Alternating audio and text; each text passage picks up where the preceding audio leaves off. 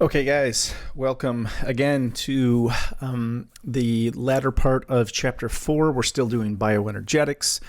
We're going to talk a bit more today about the creatine phosphate system, or the phosphogenic system. We'll talk a little bit more about ATP regeneration, show a little bit more about the dynamics involved in ATP regeneration.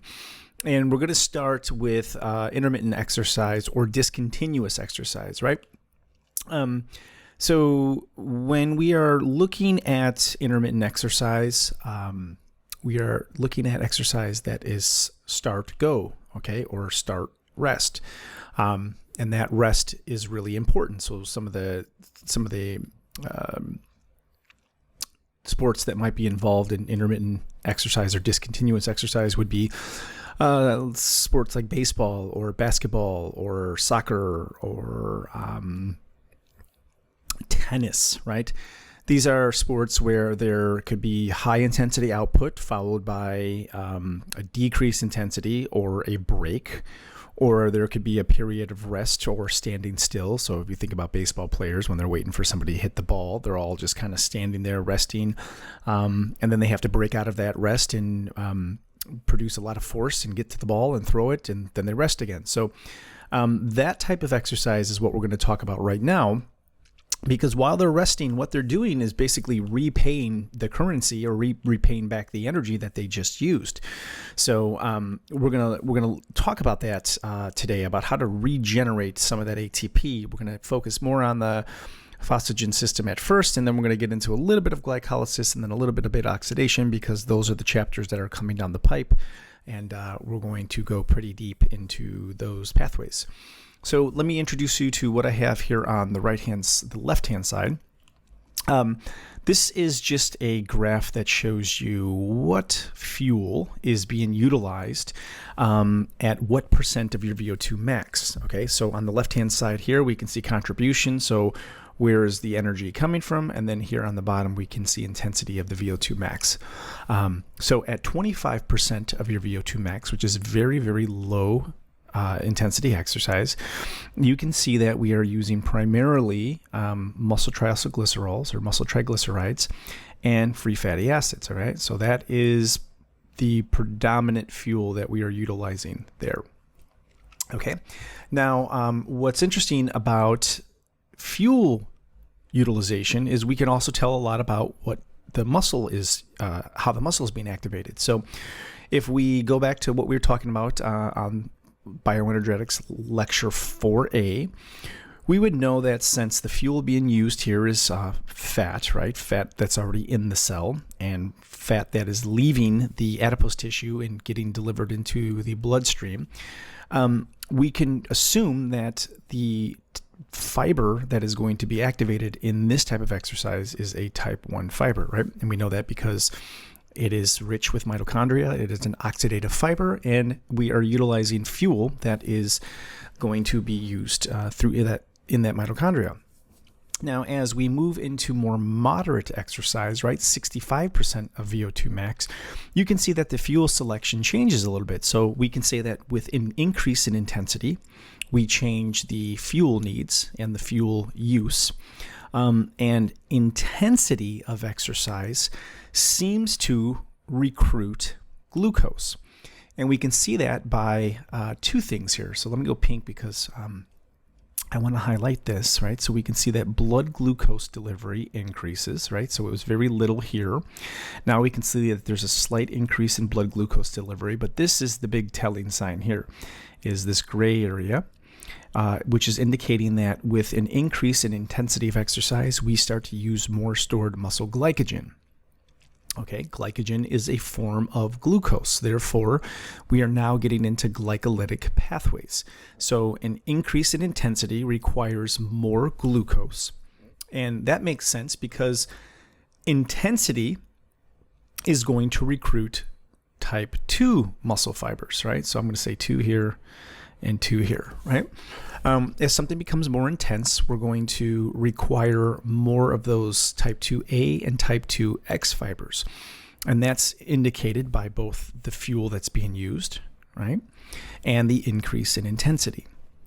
Now, as we get into very high intensity exercise, this would be 85% of your VO2 max. Again, we can see that blood glucose needs or more fuels being delivered from blood glucose, right? Here, that increases. And you can see that this glycogen level just kind of skyrockets here. So we become more glycolytic, all right? And that tells us also that we are using type 2A and X fibers, 2 and 2. And we are still using, let me go to black, we are still using some type 1 fibers, but you can see the ratio is far different. So this graph is interesting in the fact that it tells us what we use metabolically and what we use the fiber specificity at which type of intensity. Okay, and this is important to understand too, because if we use it, we gotta repay it back, right? We gotta replenish it. So if you have an individual that is at 85% of their 1 rep max all the time, I'm just gonna go to what I know, which is MMA fighters, right? This is where they perform, this is where they practice, this is where they compete, is at this level here. Well, then I gotta start thinking about how long is it going to take for me to replenish this glycogen that I've burnt out during exercise, right? Or if I have a soccer player, let's say we have a midfielder, right? Oh, I want to get rid of that. And that midfielder is functioning somewhere in here, right? 65% of the VO2 max, because a midfielder is going to sprint, they're going to jog, they're going to walk, they're going to rest. Then I got to start thinking about, okay, well, how do I repay back the energy that they had used, that they had expended? So how do I pay back this glycogen, right? How do I get that glycogen back in there so that I have more ATP ultimately? So that graph, I just want you to kind of consider how telling it is just with a couple of bars, right? There's a lot we can gain from that. So again, if we burn it, we got to pay it back. So let's show a little bit about the dynamics of ATP use. And we're just going to do it over the course of 3 minutes, okay? So this here is representing 0 to 3 minutes. So let me show you kind of what is going on with the y-axis. X-axis is the same on all of these. It's time in minutes. On the y here, the first one here, this is ATP turnover. So what this means is that ATP is being broken down into ADP or AMP, right? So what this is showing is that as we begin to exercise, ATP is being converted to ADP and AMP, okay? So what this is saying, and this is counterintuitive because you can see that the line is dropping, what it's saying is that ATP turnover is increasing. But what I mean by turnover increasing is that we have less ATP and we have more ADP and AMP. Okay, so that's what I mean by turnover is increasing. The level of ATP is dropping, but the rate of turnover is increasing. So let's look down here now at this guy. This is representing inorganic phosphate. So if I told you that ATP turnover is increasing, but ATP levels are decreasing, what does that tell you? Well, that tells you that there's some phosphates that are being broken off of ATP and potentially broken off of ADP and are now circulating in the cell. So what this is telling us is that when ATP turnover increases, or we just have a loss of ATP, well, we're going to have an increase of inorganic phosphate floating around in the cell. So you can see that these two things are inversely related. So that makes sense. If we lose the phosphate from here, from ATP, well, then it's going to be floating around here in the cell. And as we exercise more, we have less ATP and more inorganic phosphate floating about. Now, if we look at this guy over here, this is creatine phosphate. So we can see that as we begin to exercise, as ATP turnover increases, we also have a loss of creatine phosphate, right? We have less of it because that creatine phosphate is being split into creatine and a free phosphate, and that free phosphate is being tagged back onto ATP. So what is interesting about this is even though turnover is occurring, phosphates are increasing, and creatine phosphate is decreasing, look at this. ATP levels, this is ATP levels, this isn't turnover, this is ATP levels, remain essentially the same, right? So that means that we are rebuilding and resupplying ATP in real time, right?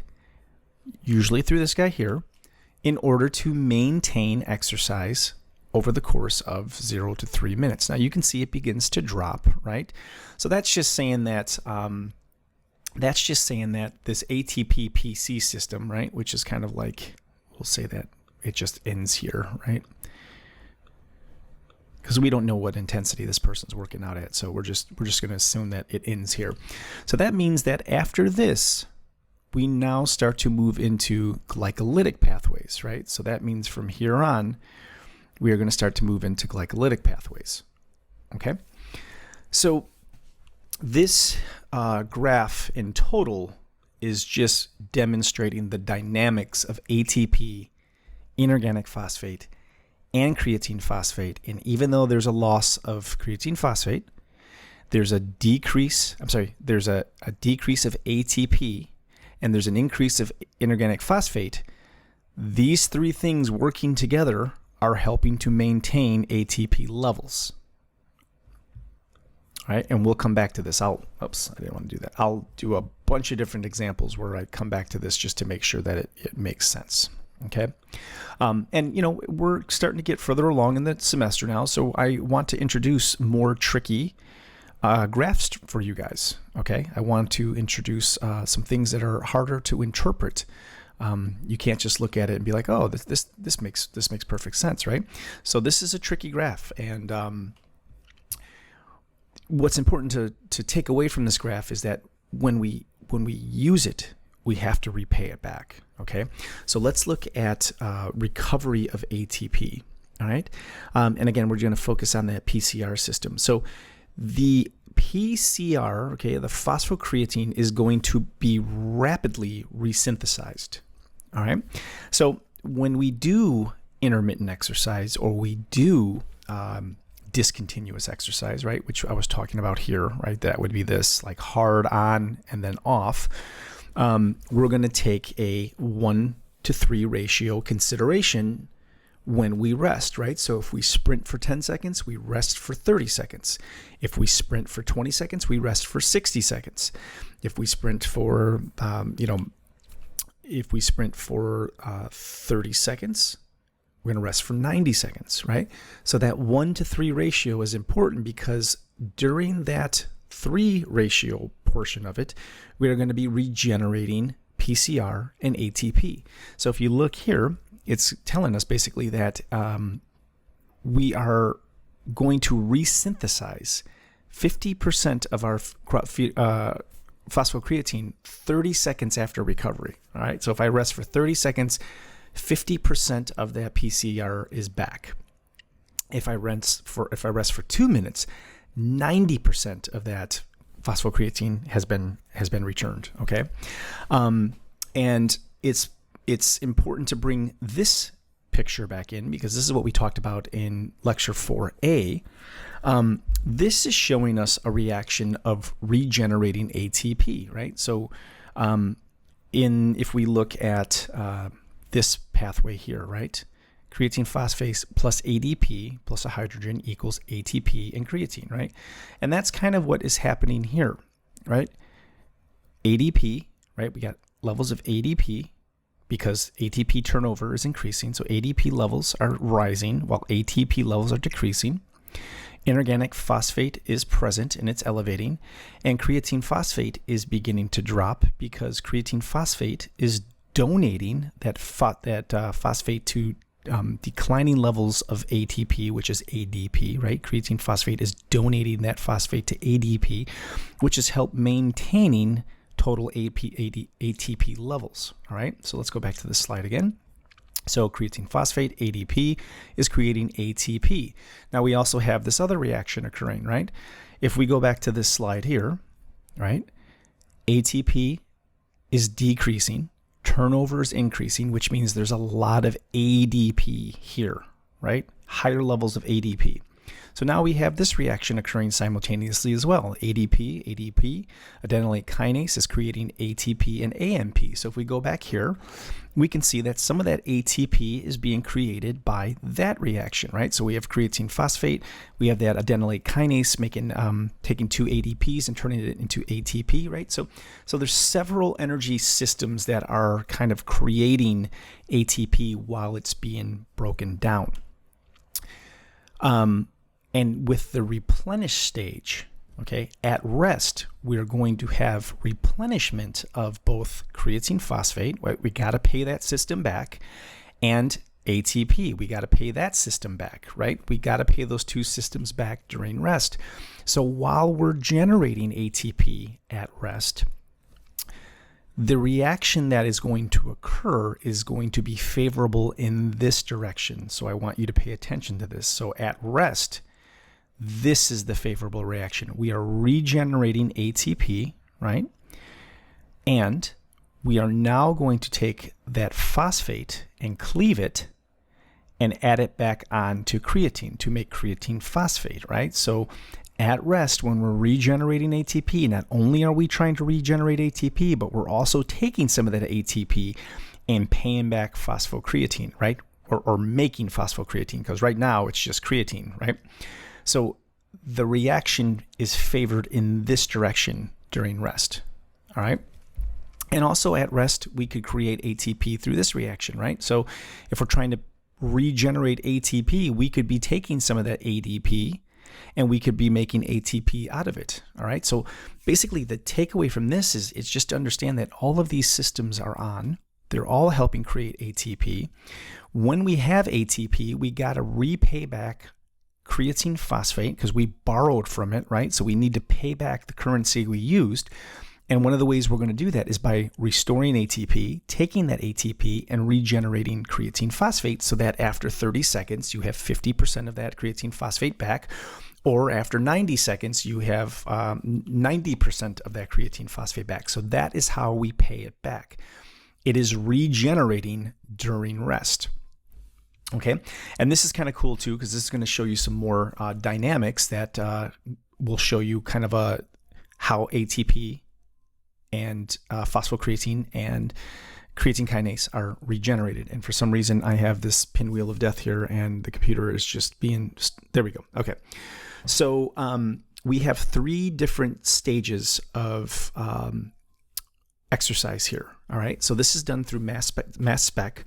Mass spec is what we use in the laboratory to identify very accurate concentrations of very small molecules. So if you look here, this is muscle at rest, and we can see that ATP is here.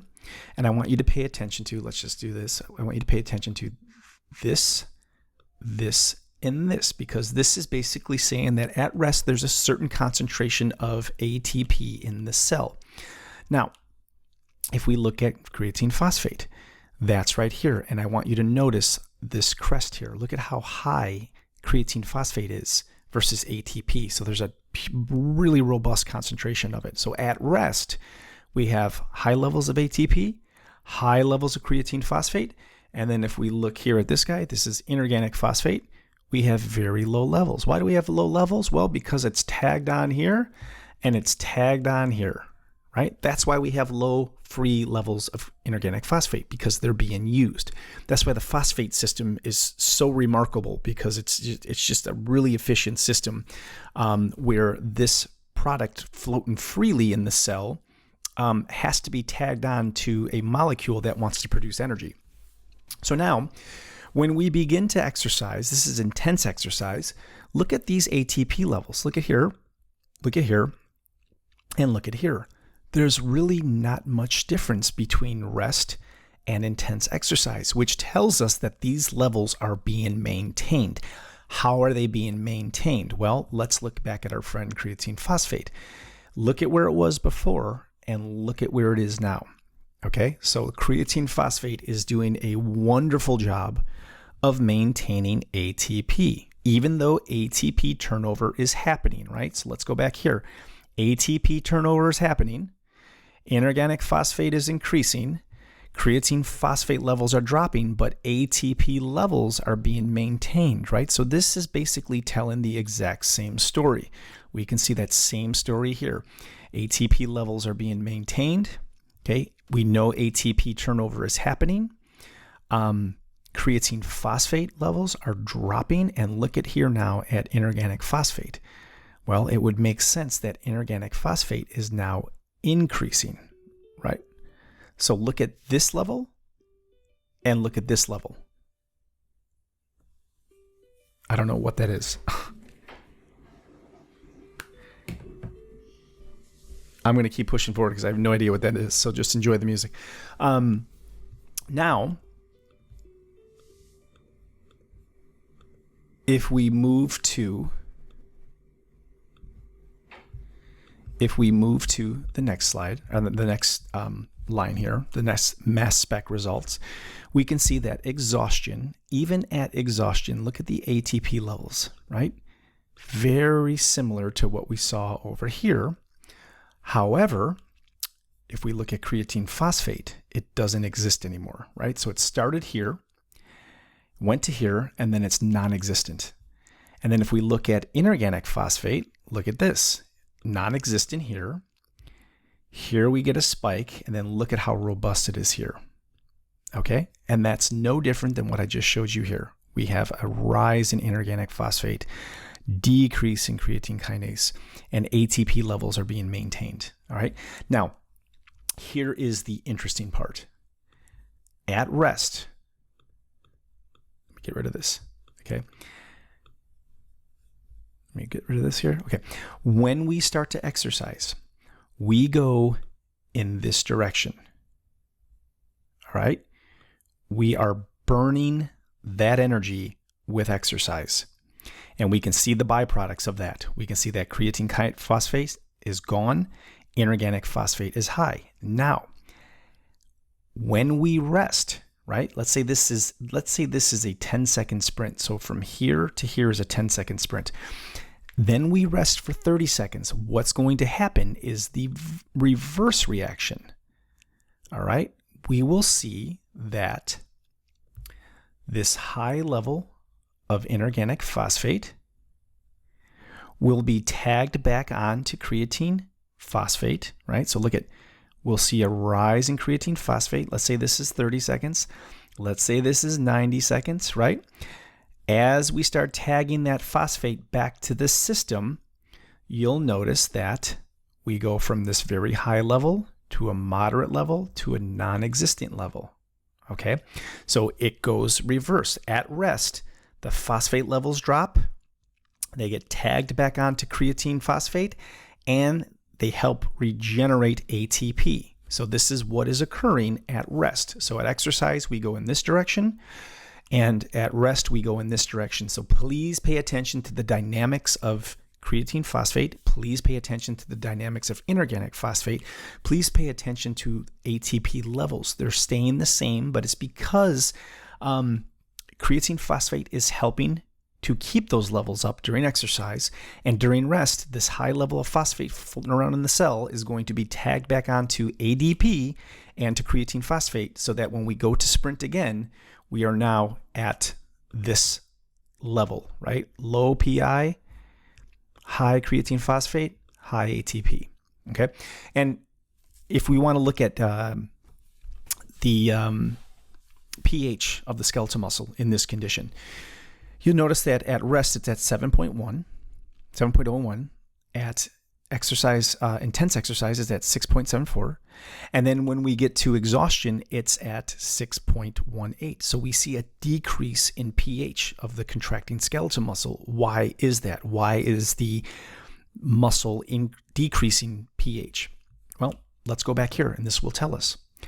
I told you guys that in high intensity exercise, right, which would be very similar to what we see here, right, exhaustion. So at high intensity exercise, we are metabolizing mostly glycogen and glucose from the blood.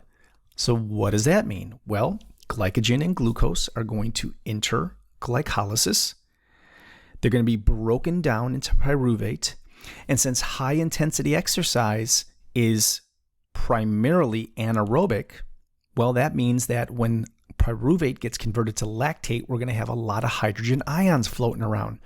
So if we are high intensity anaerobic exercise, we are naturally going to have a decrease in pH because of the hydrogen ions floating around. So this is physiology. We're taking all of these pieces and we're trying to figure out the story that the body is telling to us.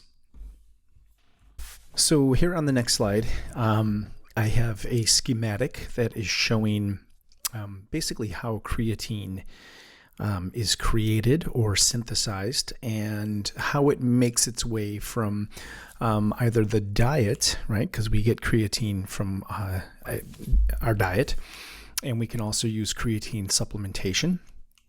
If we do this exogenous source of creatine, then it has to be absorbed in the small intestines. And then it has to get into the bloodstream. So we can see that it will go from exogenous sources through intestinal uptake and then into the blood. And then once you get to the skeletal muscle, there's a very specific transporter that will regulate how creatine enters the skeletal muscle. And then creatine can enter its cycle to help generate ATP. Creatine can also be excreted, and that excretion is creatinine. Okay, so we can measure creatinine in the urine. So excretion of creatinine or creatine that is converted to creatinine will then leave the muscle, enter the blood, be delivered to the kidneys, where then it will be extracted and be removed from the body via your urine. So how do we get this exogenous sources of creatine? Well, we can get it through our diet, right? And over here I have a graph for you guys, or a table here that kind of shows you that it's in a lot of foods, right? So if you're eating fish or beef or fish or salmon or pork or, dear God, black pudding, that sounds awful, but it has creatine in it, or ham or lamb or chicken breast or rabbit or tuna or cod. It all contains levels of creatine, right? And it contains a certain gram of creatine. Now, we can only utilize a certain amount of creatine every single day. So once we saturate the muscles, as you can see here, once we have creatine enter the muscle and we have saturation of the muscle, we can only use a certain amount of it. So there is a ceiling. Now, on top of consumption of animal products, and we can see even with milk, right, bacon, milk, butter, yogurt, all of these things would have it. A lot of people supplement creatine supplementation. So let me draw you a picture here, just because I can't help myself. You've all been in the gym. You've all been working out, where you're minding your own business, and out of the corner of your eye, you catch that dude, right? Like the gym bro, right? Usually has like a white t-shirt with the sleeves removed so that he's displaying his guns. Everybody can see his big arms. He has the hat on that's turned backwards, and then he also has his Dr. Dre Beats headphones on, right? And he's got the music playing loud enough so that you can hear it. He's nodding his head. He has his weightlifting belt on. He has some baggy shorts, and then like he's wearing like steel-toed boots in the gym, right?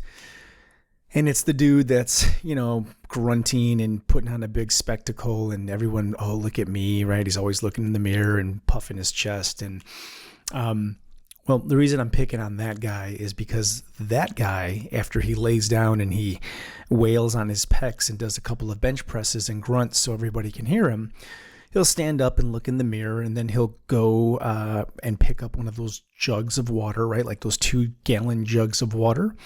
And that will have like a pink or purple or yellow substance in it. And that substance is generally his pre-workout drink, right? And that pre-workout drink will contain creatine and also caffeine. So what I want you to think about is, with that type of person, undoubtedly, he's eating a high protein diet, right? Because that's just what those guys do. They don't really acknowledge medical science or physiology or biochemistry, so they just are thinking protein, protein, protein all the time. So they're taking in a tremendous amount of creatine with the meat. They're taking in creatine supplementation, and on top of that, we're biosynthesizing creatine. Now, this is small levels of it, of course, but these three, they will basically create a very high concentration of creatine in the blood and in the muscle. And what that means is that since the muscle can only use a certain amount of it, you're going to be peeing out that creatine for most of the day. So keep all of that in mind. Now, what is the ceiling with creatine? Okay, well, creatine, we can utilize about 3 to 5 grams a day. That's when the muscle is fully saturated with it. Okay, so and what's interesting about creatine is creatine does not play a role in making the muscle any bigger. It retains water, which means the muscle will look bulkier, but it doesn't really do anything for the purpose of generating strength like GNC wants us to believe it does, right? So I want you to think of this scenario.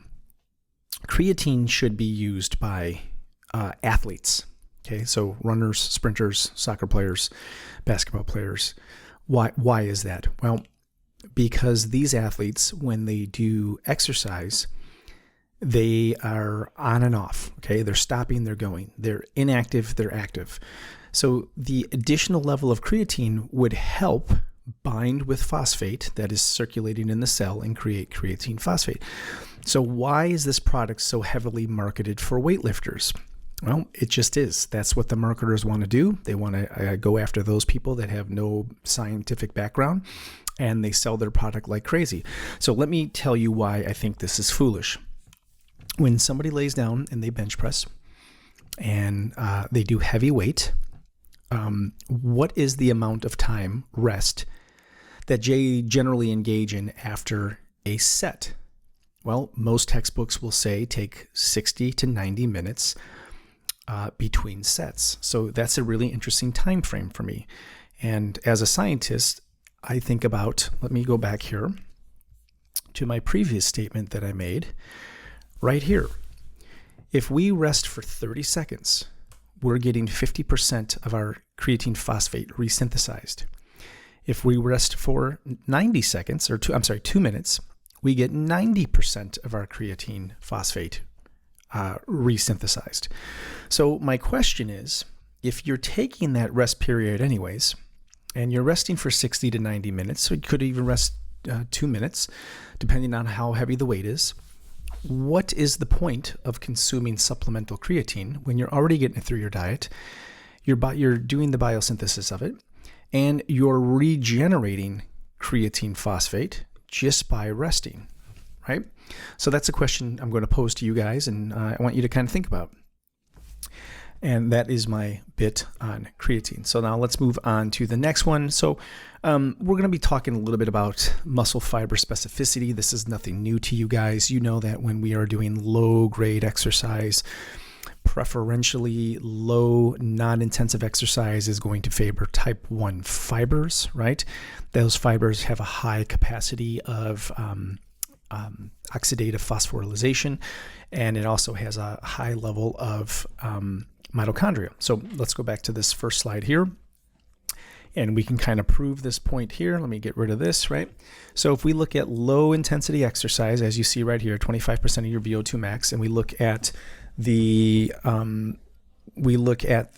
fuel that is being utilized in that exercise, you will see that muscle triacylglycerol, so that's fat in the muscle, and free fatty acids, which are the fatty acids circulating in the blood, those are the fuels that are preferentially used. So if those are the fuels being used, and you can see that here, then you can assume that the body is using type 1 muscle fibers and are using the oxidative capacity at the highest concentration, right? So that makes sense. So as we move up in intensity, like I said earlier, when we move into higher intensity exercise, you can see again that the glycolytic system increases, and that is telling us that we are using type 2 fibers. Okay, and then down here, we're also using blood glucose. That's type 2 fibers. And as we get into more higher intensity exercise, again, we get type 2 fibers and type 2 fibers. Now, again, this is just telling us that the ratio of fiber activation is changing with the intensity of exercise. All right, so it's not one fiber doing all the work. It's just some of them are doing more of the heavy lifting depending upon the demand of exercise, okay? On the next slide here, we're going to look at metabolite concentrations and what these concentrations look at under different conditions, okay? And these are different contractile conditions. So you can see that we're going to evaluate an entire panel of metabolites. And we have different contractile states, as you can see here: rest, mild fatigue, severe fatigue, prolonged fatigue. And you got to think about the contractile properties that might be happening within these different columns here. So we can say that prolonged fatigue is probably going to be more of an oxidative pathway than anything else, where severe fatigue, mild fatigue, this could be a combination of aerobic glycolysis, anaerobic glycolysis, with maybe some oxidative capacity or some oxidative metabolism happening here. But we're going to evaluate a panel here of ATP. Okay, you all know what that is. And this is all in millimoles. So you can see that at rest, we have 8.2 millimoles. At mild fatigue, 8.1. At severe fatigue, we kind of drop down to 6.2. So that means that the systems that help replenish ATP are not doing it fast enough to keep the levels up to this 8.2 and 8.1. And then when we get here to prolonged fatigue, well, we're probably dealing with aerobic exercise here, low intensity, which means that oxidatively we can produce as much ATP as that is being used through this kind of mild exercise. So if we look at ADP, you can see that ADP does fluctuate with intensity. So here we have 0.16, right? And I told you before, we want a huge discrepancy between ATP and ADP in rest. So you can see that massive discrepancy. As we get a slight decrease, we get a slight increase. Same thing here, a decrease with an increase. And then here we have numbers begin to drop once more. Okay, so again, this kind of represents what's going on at different contractile states and at different fatigue states. AMP, again, we want a massive discrepancy between AMP, ADP, and ATP, and that's what acts as signals, right? I've mentioned that to you guys before. When these volumes change and these two increase, well, that sets off signals to start recruiting other energy sources to help keep that ATP. And you can see this very similar trend. At rest, it's very low. Mild fatigue, it increases a little bit. Severe fatigue increases even more. And then when we get into this oxidative capacity and intensity begins to decrease, we have a bit less of it, okay? This is TAN, this is total adenine nucleotides, so this is just representing all of these, right? So you can see that we do begin to lose some at severe fatigue, but then with prolonged fatigue, we kick in that oxidative system and we get some of them back. So at severe fatigue, not only do we lose quite a bit of ATP, we have elevations in AMP and ADP. You can see that here. And we lose total adenine nucleotides. So we lose total volume through this type of exercise. IMP, we're not going to worry about again. That's like kind of a synergy nucleotide that is going to help generate other energy. We're not going to focus on that. But you can see that inorganic phosphate, right, at rest, we have 3 millimoles. Mild fatigue, 12 millimoles. Severe fatigue, 28, right? And that makes sense because if we have a decrease in ATP, we're going to have an increase in inorganic phosphate, right? And that goes back to what I was trying to show you guys earlier with this slide here, right? With this slide here and with this slide here. We kind of just are repeating ourselves now on this particular slide. Creatine phosphate, same story, 32 at rest, 22 mild fatigue, 5 severe fatigue. And then when we get into that anaerobic system, we kind of go back up because we're really not utilizing that in low intensity exercise, especially once we go fully oxidative. Creatine levels, right? Here's that creatine. This is that supplement that we take, to be like that dude in the gym that's looking in the mirror and grunting, right? That cute little pink drink.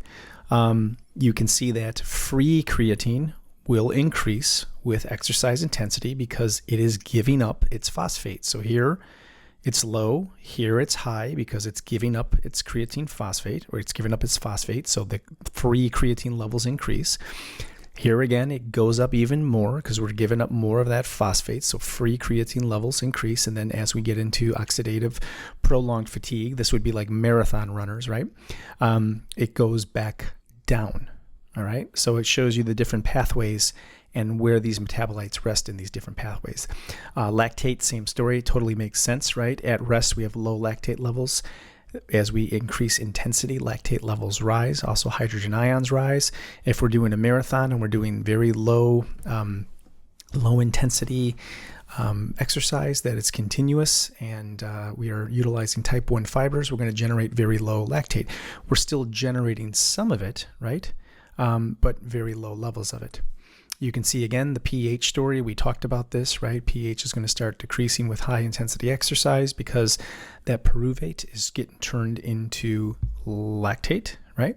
And then when we move into low intensity exercise, it kind of restabilizes itself. Same thing with glycogen. Glycogen is really interesting. You can see at rest 175. As we start to exercise more intensely, 140.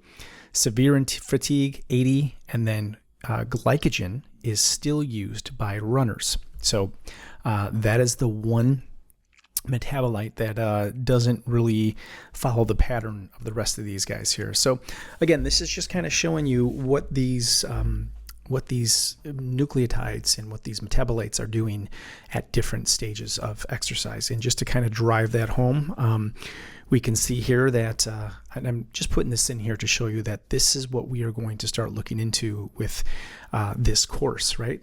So when we have glycogen is going to be released from the muscle. It's going to undergo a couple different conversions with glucose 6-phosphate, glucose 1,6-phosphate. And then glycogen is going to get converted to pyruvate. So we know that pyruvate can either get converted into lactic acid or lactate, or it can be consumed aerobically and go through the citric acid cycle, TCA cycle, to be turned into energy in the electron transport chain. And likewise, fatty acids, if we go back to this side, right, this column here is kind of representing what is happening here. We have fatty acids that are going to be released from adipose tissue. It's going to go into the blood. Fatty acids are going to get converted into fatty acid acyl-CoA, and then that's going to get basically brought into the mitochondria through this carnitine shuttle. We will talk about this in great detail as we get into fatty acids, which I believe is next week's lecture. So I think we're going to be getting into it there. And we will understand all of these processes that are involved. So the only reason I'm showing you this now is I'm just kind of giving you a little taste of what is coming down the pipe, which is why I've been telling you guys, I need you to concentrate on details, because when we get into this stuff, details are super important. So when I asked you to fix your exams and give me more detail, this is what I had in mind, is I need you guys to be ready to look at this and say, okay, I know what all these things are. I know what this is. He tested me on this. I know what this is. I know what this is. And all we got to understand is how these things work, right? I know what fatty acids are. So we haven't really talked much about fatty acid metabolism, but we will get there, okay? So just one more slide to kind of show you a side-by-side comparison. If we're looking at what is happening here, this column would represent what is happening here, right? These two columns, let me change the color because I have fun with this. This column and this column, this first guy here would represent what is happening during mild fatigue. And this guy here would represent what is happening at severe fatigue. So you can see how muscle fibers are involved. You can see how ATP reacts at different states, at different types of contraction, at different levels of fatigue, you can see how prolonged fatigue, which we would see in runners, you can see that they don't necessarily use the metabolites or these energy systems in the same way as people that do discontinuous exercise, right? So this is just kind of a side-by-side comparison to bring this thing back in so that you understand what metabolites are being developed at these different percentages of VO2 max, right? Severe fatigue would be something that is high intensity at 85% of VO2 max. High intensity exercise at VO2 max would have a robust drop in ATP, which would also be supported by an increase in ADP and AMP. It would have a loss of total adenine nucleotides. We would have a high level of inorganic phosphates being produced. We would have a low level of PCR, which means that we would exhaust all of our creatine phosphate, and that would be further supported by an increase in just free creatine without the phosphate. You can see at 85% VO2 max, high levels of lactate are being developed, and we talked about that, right? Because we are using what? Primarily sugar, right? I told you that with that glycogen, we're using that sugar, so therefore we're going to be producing a lot of lactate. That lactate is going to produce a lot of hydrogen ions, which is why we have a decrease of pH from a 7.1 to a 6.3. And look at here, I told you we're using a lot of glycogen, and look at here, we lost a lot of glycogen. So this is, as a scientist, how you have to put information together. Now this here and this here are from two completely different papers, but these papers are telling you the exact same story. So that's what you need to appreciate as a scientist. Okay, so now here is kind of an overview of what we're going to be going into next week, right? You can see that we're looking at fatty acid metabolism, right? We can see that fatty acids are going to enter the cell. They're going to enter through these transporters. They're going to get converted to acyl-CoA. They're going to undergo beta oxidation. They're going to go through the TCA cycle, right? We're going to have go through the electron transport chain, and we're going to produce energy, right? And then we're also going to look at glucose. How does glucose get into the cell? Well, you guys remember from exercise physiology, GLUT4 plays a major role in that, but GLUT1 also plays a major role in that, and GLUT1 allows passive diffusion. I am so sorry a baby is crying. It is absolutely chaos in this house. So I just apologize that you guys have to hear that.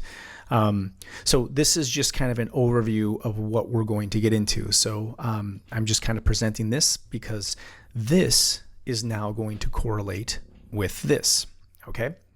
So I'm going to show you how this correlates. Well, everything we've been talking about so far primarily has been the phosphagen system, and that phosphagen system consists of, I showed you right here, total ATP. This line represents ATP turnover, right? We have a decrease in ATP turnover, but we have an increase in ATP turnover, but we have a decrease in ATP, right? So the turnover is happening much quicker, which is creating ADP and AMP. Then we have creatine phosphate, which recognizes ATP turnover is happening at a high rate. Therefore, it activates creatine phosphate. Creatine phosphate is separated by creatine kinase, and we will have a phosphate slapped back on ADP, and that will maintain these ATP levels for just a little bit longer, right?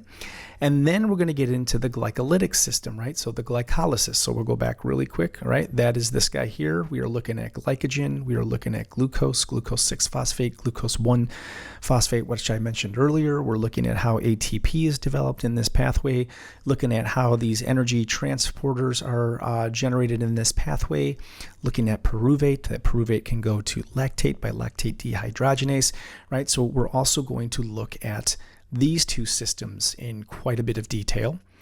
And then we're going to look at aerobic metabolism. So again, this now is going to represent this schematic. So we're going to use these two interchangeably. All right. So when you guys had exercise physiology with me, you just kind of had to understand what this was.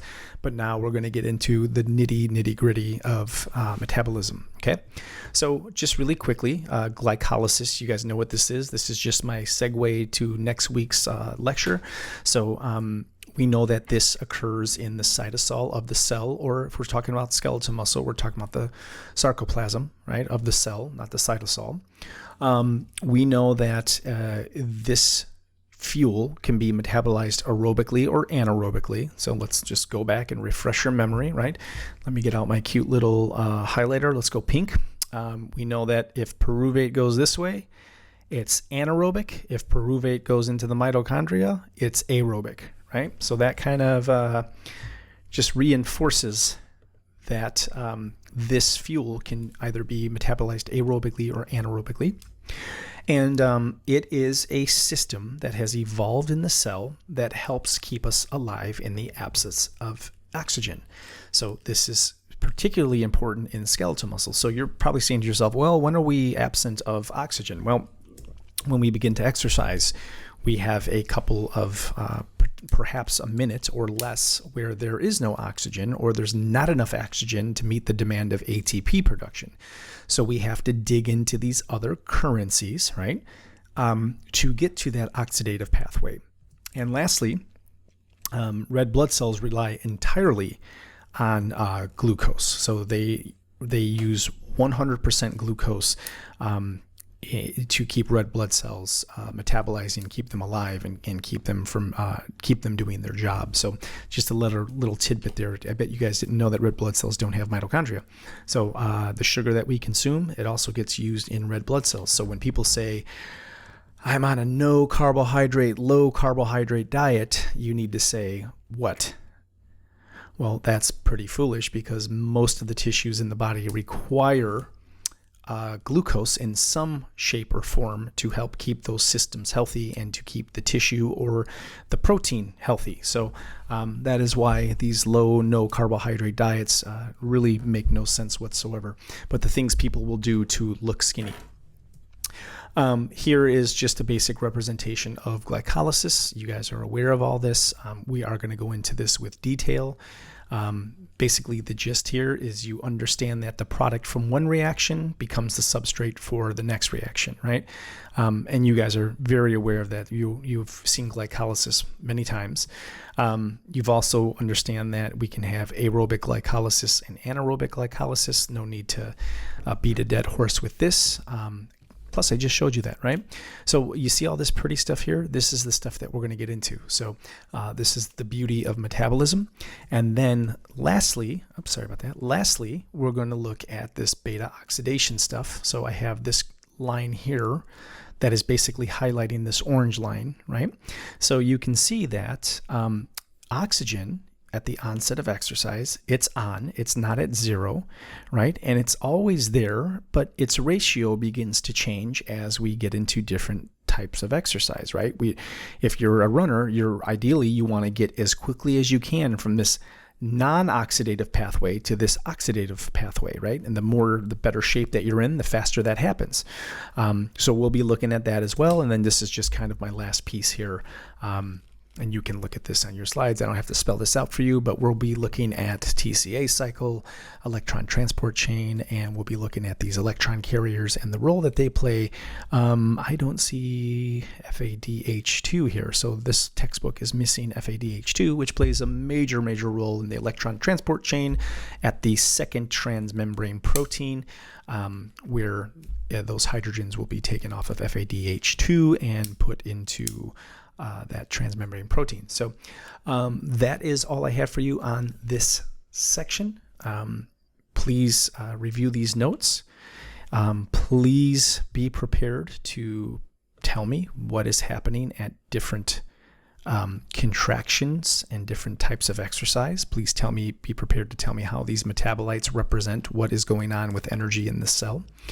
And you know how I like to ask questions for exams. So make sure you guys understand this. If there's a big takeaway from this, just pay attention, because this slide here, this slide, this slide, this slide, they're all basically telling you the exact same things, right? So this is bioenergetics.